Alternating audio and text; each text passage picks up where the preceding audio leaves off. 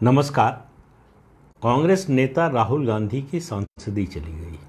उसके बाद लोकसभा की आवास समिति ने उनको नोटिस दिया कि 30 दिन के अंदर सरकारी मकान खाली कर दीजिए। तो 12 तुगलक रोड के जिस बंगले में रहते थे वो उनको खाली करना पड़ेगा। और तत्काल जवाब आया राहुल गांधी का कि वो नियम के मुताबिक बंगला खाली करने को तैयार हैं। जो भी कहा जाएगा, कानून सम्मत जो भी होगा वो करने के लिए तैयार हैं। अब इसके बाद कांग्रेस के राष्ट्रीय अध्यक्ष मल्लिकार्जुन खड़गे का बयान आया और उनके एक और नेता का बयान आया, केसी वेणुगोपाल, जो सबसे चहेते हैं राहुल गांधी के और महामंत्री हैं संगठन के।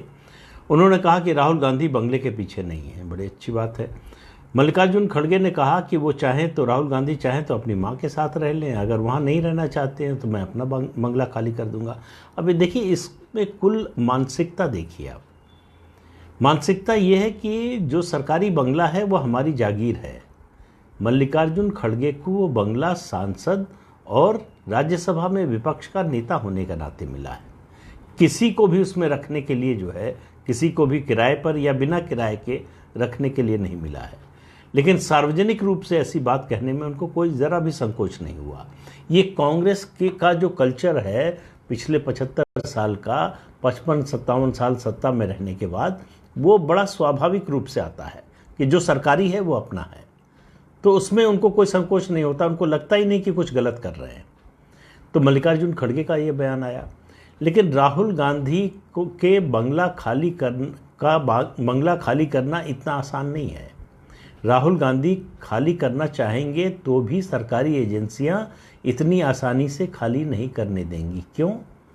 क्योंकि बंगले का जो अलॉटमेंट है वो लोकसभा की आवास समिति करती है, लेकिन वहाँ जो सर्विसेज प्रोवाइड करती है वो एनडीएमसी करती है, यानी नई दिल्ली नगर महापालिका। अब नई एनडीएमसी जो है, न्यू दिल्ली म्यूनिसिपल कॉरपोरेशन जो है, वो सर्विसेज प्रोवाइड करती है, खासतौर से कौन सी? पानी और बिजली की। तो जब तक पानी और बिजली के बिल का पेमेंट नहीं कर देंगे पूरा राहुल गांधी और एनडीएमसी से एनओसी नहीं लेंगे, तब तक बंगला नहीं खाली कर सकते। वैसे लोकसभा की आवास समिति ने यह भी संकेत दिया है, कहा कि राहुल गांधी अगर एक्सटेंशन चाहेंगे, बढ़ाना चाहेंगे तो मिल सकता है छोटे समय के लिए, बहुत अल्प अवधि के लिए, और उसके बाद भी अगर वो चाहें तो मार्केट रेट से किराया देकर कुछ दिन रह सकते हैं। अब ये राहुल गांधी पर है कि वो कौन सा रास्ता चुनते हैं। लेकिन राहुल गांधी, मुझे लगता है कि बंगला खाली करेंगे। कर्नाटक का चुनाव कांग्रेस पार्टी के लिए एक तरह से करो या मरो वाला है। कर्नाटक में अगर कांग्रेस पार्टी हारी तो आप मानकर चलिए कि फिर राजस्थान, मध्य प्रदेश, छत्तीसगढ़ में उसकी लड़ाई बहुत कमज़ोर हो जाएगी।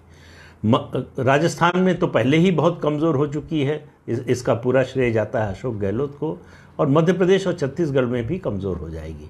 इसलिए कांग्रेस चाहती किसी भी हालत में कर्नाटक जीते। उसके लिए राहुल गांधी को ये विक्टिम कार्ड खेलना है। चुनाव प्रचार में ये बोलना है कि मेरी सांसदी खत्म कर दी गई, लोकसभा से मुझे निकाल दिया गया, जबकि उन्हें निकाला नहीं गया है। उन्हें लोकसभा की सदस्यता के अयोग्य घोषित किया है अदालत ने, इसलिए उनकी सदस्यता गई है। दूसरी बात, आप देखिए कि वो हायर कोर्ट में कहीं जा नहीं रहे हैं। उसकी बड़ी वजह यही है कि अगर चले जाएंगे, मान लीजिए रिलीफ मिल गई, मान लीजिए सज़ा पर स्टे हो गया, मान लीजिए सांसदी बहाल हो गई, तो विक्टिम कार्ड खेलने का मौका नहीं मिलेगा। एक बात। दूसरी बात यह है कि जब तक ये सब चल रहा है तब तक अपने पक्ष में माहौल बनाने का, प्रचार करने का मौका भी मिल रहा है। तो इसलिए राहुल गांधी, मुझे लगता है, जल्दी खाली करेंगे। लेकिन एक बड़ा सवाल उसके बाद भी आएगा कि अगर वो बंगला खाली कर देंगे तो फिर सिक्योरिटी का भी रिव्यू होगा, क्योंकि सीआरपीएफ की जो अभी सिक्योरिटी मिली है उनके लोगों के हिसाब से कोई जगह होनी चाहिए। अब राहुल गांधी अगर 10 जनपद जाते हैं अपनी माँ के साथ रहने तो ये समस्या नहीं आएगी। अगर वो किसी निजी जो है आवास में जाते हैं तो उसका साइज़, उसका बाकी सुरक्षा की दृष्टि से वो देखा जाएगा, और ये भी रिव्यू भी होगा सिक्योरिटी का कि अब उनका थ्रेट परसेप्शन क्या है। तो बहुत कुछ बदलने वाला है।